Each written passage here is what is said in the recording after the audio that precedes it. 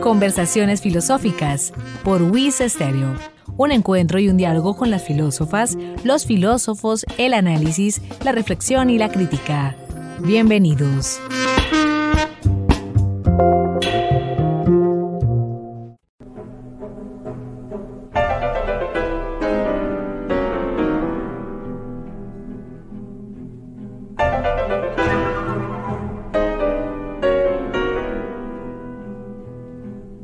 Amables oyentes, bienvenidos a Conversaciones Filosóficas desde la Escuela de Filosofía de la Universidad Industrial de Santander. Un espacio de encuentro, de análisis y de diálogo, con las filósofas, los filósofos, la reflexión y la crítica. Les habla Hernando Arias Niño, estudiante de Filosofía WIS, el cual les acompaña en este espacio institucional de la Escuela de Filosofía, en el cual abordaremos problemas, autoras y autores de la filosofía. Sean ustedes bienvenidos a nuestro espacio.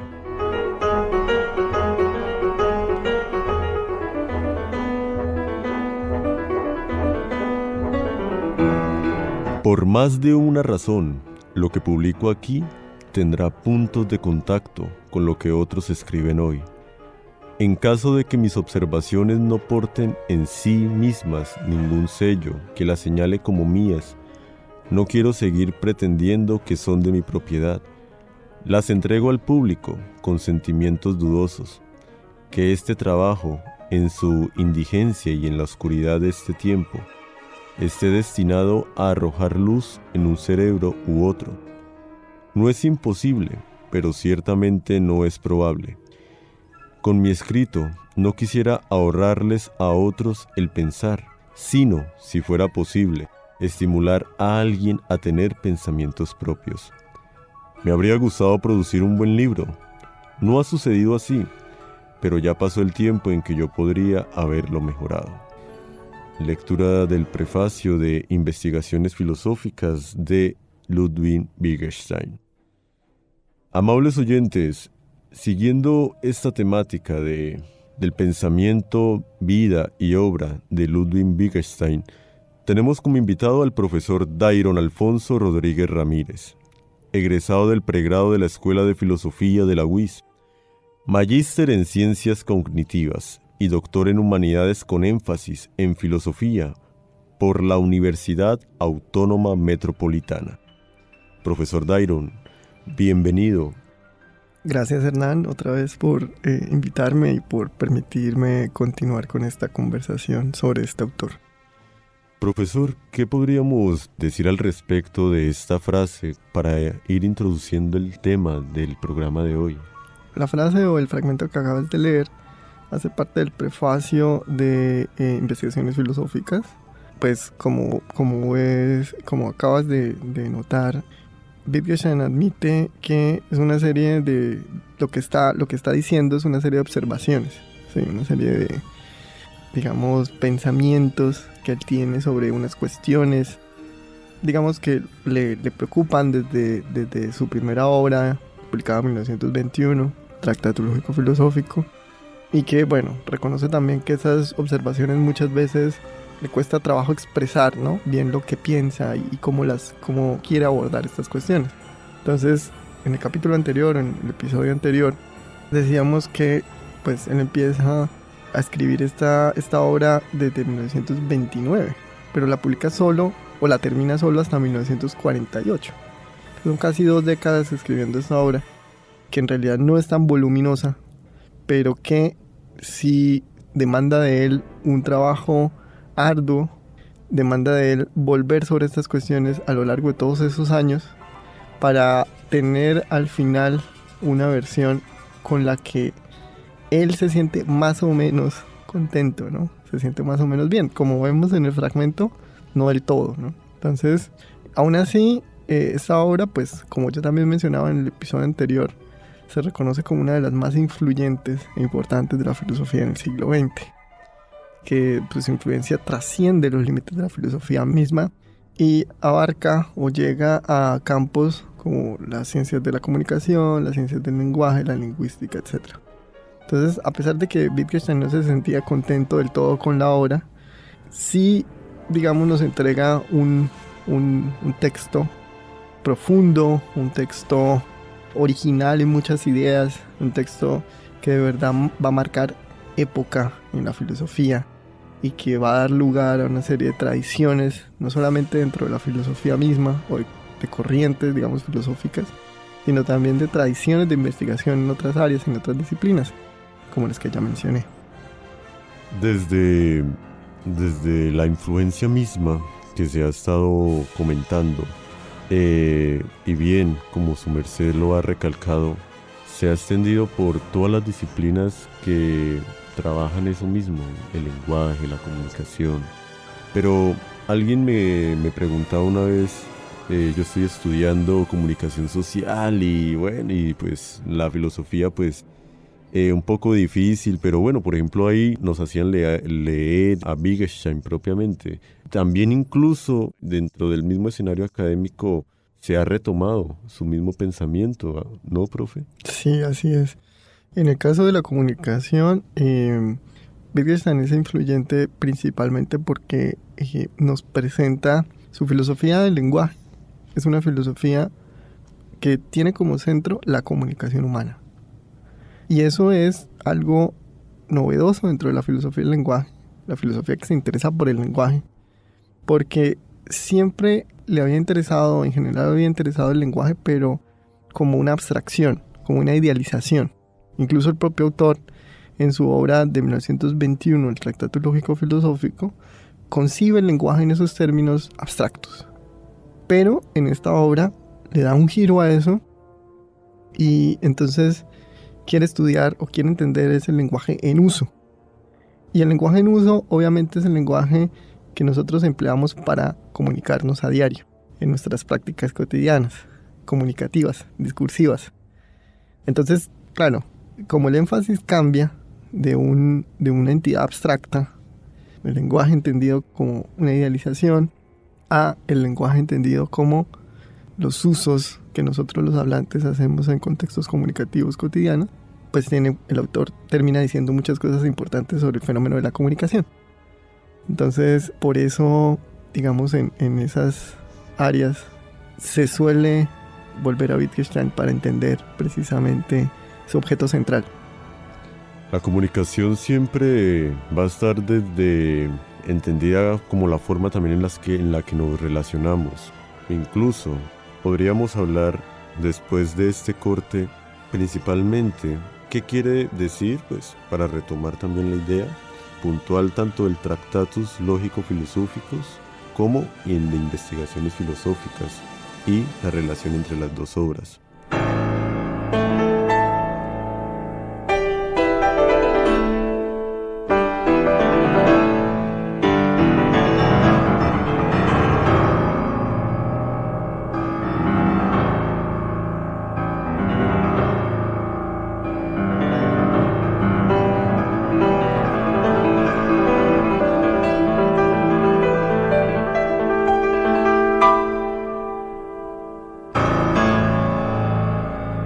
Amables oyentes, están en sintonía de los 96.9 MHz WIS Estéreo, la voz de la universidad. En este su espacio, conversaciones filosóficas desde la Escuela de Filosofía WIS. Profesor Dairon, lo puntual que podríamos decir tanto de la obra del Tractatus Lógico-Philosophicus y el de investigaciones filosóficas, ¿cuál sería y cuál relación podría haber en ambas? Claro que sí, en Tractatus Lógico-Filosófico Wittgenstein nos propone, como decía antes, entender el lenguaje y su relación con la realidad. Es decir, el lenguaje como representación de la realidad. Para eso entonces Wittgenstein elabora una teoría del significado, lo que pues los comentaristas de la obra de Wittgenstein llaman una teoría pictórica del significado, en la que el lenguaje nos permite representar la realidad esencialmente porque nos permite figurar hechos de esa realidad. La figuración se da en términos de la similitud que hay entre la estructura lógica del lenguaje y la estructura de la realidad. Esa simetría, ¿no?, entre la estructura lógica del lenguaje y la realidad es lo que nos permite a nosotros explicar por qué el lenguaje puede representar las cosas, ¿no? Porque a través del lenguaje podemos decir cosas sobre el mundo y conocer el mundo. Entonces, que era una cuestión que en ese momento pues era un misterio, ¿no? Nosotros asumimos que podemos decir cosas verdaderas sobre el mundo, que podemos conocer el mundo a través de nuestras teorías, a través de nuestros enunciados, pero la filosofía se cuestiona cómo es posible esa relación, ¿sí? Y precisamente esa pregunta por la posibilidad misma de la relación entre lenguaje y mundo era lo que a Wittgenstein le interesaba. Pero esa relación, profe, y perdóneme que lo interrumpa ahí, desde los griegos se trataba de dar como desde el silogismo mismo, ¿no? Desde dos premisas, una conclusión, pues, por ejemplo, en el tema de los argumentos, pero el hecho que estuviera bien, que fuera válido, ¿tenía relación con la verdad? Más que la validez, porque la validez es un concepto lógico que atañe a la relación entre las premisas y la conclusión, la cuestión era la verdad de los juicios que se hacían y que eran las premisas y la conclusión de los silogismos. Claro, para Wittgenstein la cuestión es la verdad. ¿En qué sentido un enunciado, o como él va a llamar a los juicios de sujeto, verbo y predicado, que ya no van a tener esa estructura, sino que van a tener una estructura distinta, y se les va a llamar proposiciones a partir precisamente del trabajo pionero del lógico alemán Gottlob Frege? La cuestión es en qué medida o qué significa la verdad de las proposiciones. Y Wittgenstein decía, una proposición es verdadera si corresponde con el hecho que representa o que figura, ¿sí? Entonces tenía que haber correspondencia entre proposición y mundo, pero esa correspondencia entre proposición y mundo estaba dada en términos de su estructura, de la estructura misma de la proposición y de la estructura misma de los hechos. Entonces, digamos, la verdad estaba asegurada era por esa correspondencia estructural que había entre los dos niveles, ¿no? El nivel lingüístico y el nivel ontológico. Entonces, esa solución que él encuentra, que es una solución novedosa a un problema filosófico muy antiguo, como usted mismo menciona, es algo que pues atrae la atención de buena parte de la comunidad filosófica. A estudiar, entonces, ahora hay que estudiar la estructura lógica del lenguaje. Se trata es como de eso ahora. Wittgenstein da unas puntadas, Wittgenstein da unas ideas en Tratado Lógico Filosófico, pero los filósofos que escuchan, que leen a Wittgenstein, entonces se interesan es por eso, por estudiar la estructura lógica del lenguaje. Entonces la lógica se convierte precisamente en no solo en una herramienta para analizar el lenguaje, sino también en aquello que subyace al lenguaje y que le permite al lenguaje ser significativo. Si el lenguaje no tuviera esa estructura, simplemente no podría representar nada. Y su contraparte, que es la realidad, que son los hechos, debe tener una estructura similar a la estructura lógica del mundo. Entonces, por ese lado, digamos, Wittgenstein propone que los hechos se relacionan. Hay unos hechos que él llama simples o hechos atómicos, y se relacionan de maneras similares a cómo se relacionan las partes de una proposición lógica. Entonces, eso también estimula mucho un debate sobre qué es la realidad, ¿sí? De qué está compuesta la realidad, debate ontológico profundo que también llama la atención bastante de los filósofos y filósofas de ese tiempo. Entonces, el Tratado Lógico Filosófico está atravesado, digamos, por estas ideas, por estas preocupaciones, y pues las respuestas que ofrece Wittgenstein son no solamente ingeniosas, sino que también estimulan a la comunidad filosófica y le ofrecen como una especie de dirección por la cual irse para hacer investigación. Y desde ahí, desde la comprensión de lo que es la realidad misma, investigaciones filosóficas, ¿qué nos podría brindar también? Bueno, Investigaciones Filosóficas es un texto, pues, como les he mencionado ya varias veces, que implica mucho trabajo para el autor, ¿sí? Un esfuerzo muy grande, frustración incluso a veces por parte del autor, porque él piensa que a veces no es capaz de expresar bien lo que quiere decir sobre esos problemas. Investigaciones Filosóficas surge de de un periodo en el que el autor reconsidera buena parte de esas ideas que expresa en el Tractatus Lógico-Filosófico, de esas tesis que acabo de mencionar. Esa primacía de la lógica, por ejemplo, es una cuestión que ahora él va a poner en duda, él va a cuestionar duramente en investigaciones filosóficas y en los textos preparatorios para investigaciones filosóficas. Tanto es así que la lógica, dice Wittgenstein en investigaciones, se ve como algo sublime, pero no debe serlo, ¿sí? No debe privilegiarse la lógica como la estructura subyacente del lenguaje. Nuestro discurso muchas veces no tiene esa estructura y aún así resulta significativo y aún así nos entendemos, nos comunicamos exitosamente y podemos entonces decir que a pesar de que carece de estructura lógica el lenguaje, tiene sentido, tiene significado, es significativo. Entonces, digamos, observar eso, digamos que en la cotidianidad muchas veces la lógica no está presente, lo lleva a replantearse ese papel que él le daba a la lógica en ese primer momento, que es el Tractatus Lógico-Filosófico. Entonces, el lenguaje, él pasa a estudiarlo de una manera muy distinta, ya no lo considera como un medio de representación, ¿sí? Sino que ahora dice, el lenguaje tiene muchas funciones distintas. Una de ellas es representar el mundo, como cuando los científicos en sus teorías hablan de las propiedades de la materia, hablan de las propiedades del universo. También en otros escenarios, en otros contextos, pues no queremos representar el mundo cuando hablamos, cuando escribimos. En otros contextos queremos hablar de nuestras emociones, de nuestros sentimientos. En otros contextos queremos contar chistes. En otros contextos queremos hacer otras muchas cosas, ¿no?, con el lenguaje. Entonces él dice, el error de mi primera visión sobre el lenguaje fue reducir el lenguaje solo a una cosa, a la representación. Y voy a enmendar ese error. ¿Cómo? Voy a reconocer que el lenguaje puede jugar múltiples funciones y una de ellas es representar, pero también muchas otras más.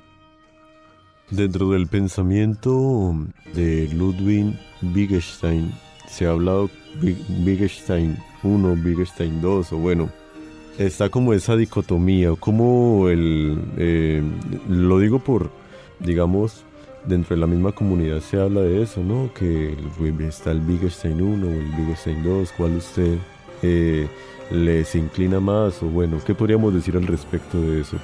Bueno, el 1 es el de Tractatus, o el joven Wittgenstein es el de Tractatus, y el segundo es el de investigaciones filosóficas. Se ha dicho mucho, ¿no? Se ha especulado mucho sobre cuál es la relación entre estas dos obras, ¿sí?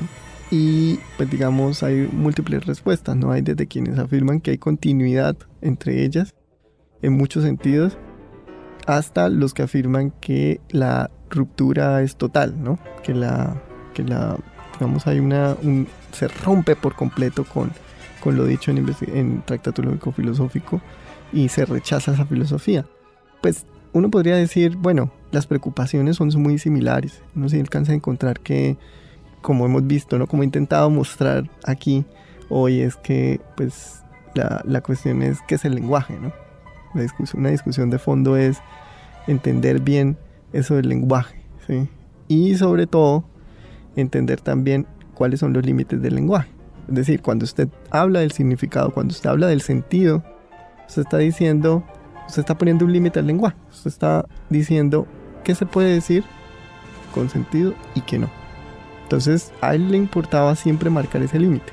En Tractatus Filosófico dice, el límite del lenguaje es la lógica, ¿sí? Porque lo que no tiene una estructura lógica, no tiene sentido. Más allá de eso está el sinsentido.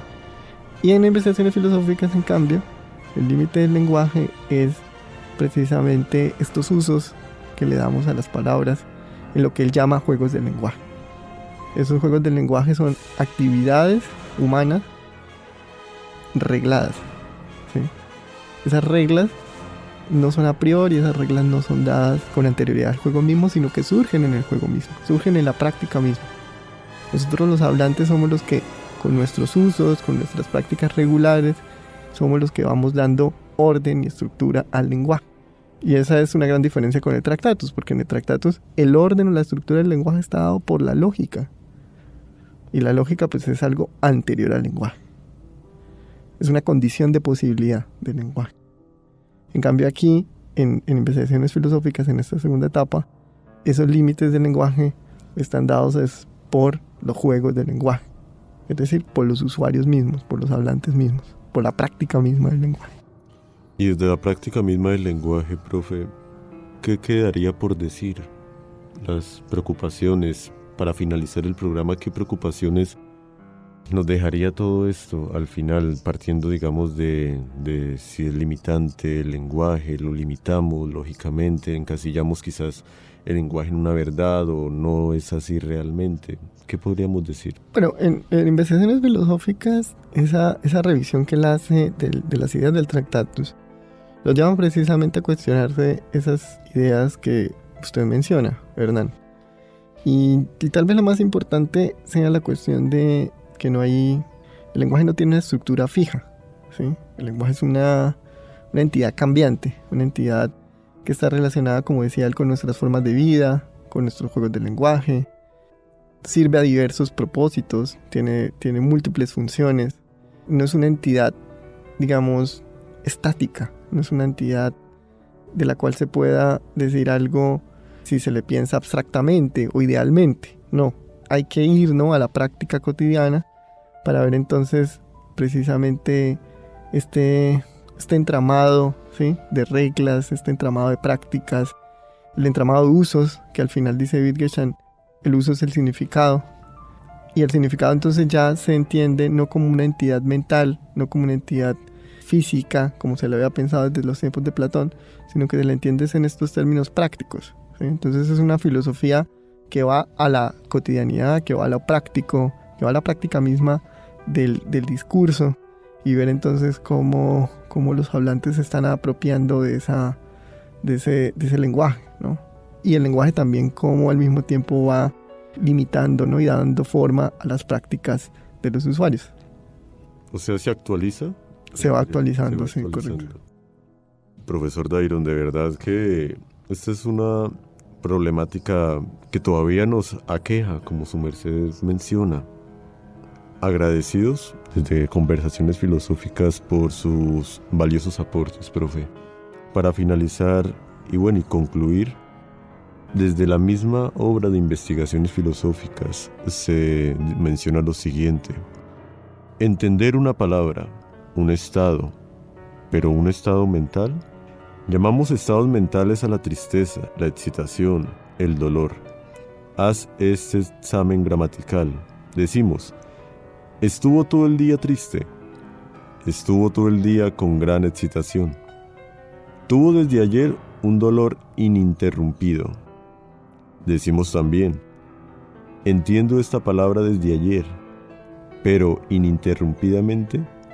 Sí, puede hablarse de una interrupción de la comprensión, pero ¿en qué casos?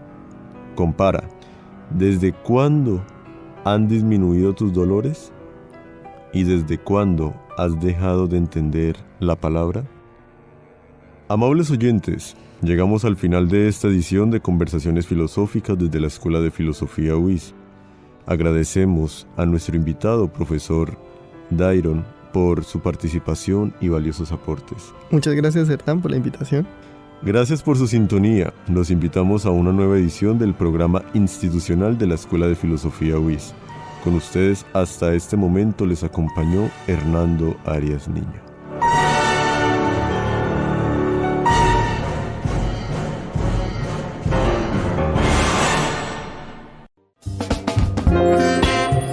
Emisora UIS presentó Conversaciones Filosóficas, espacio radial institucional de la Escuela de Filosofía UIS.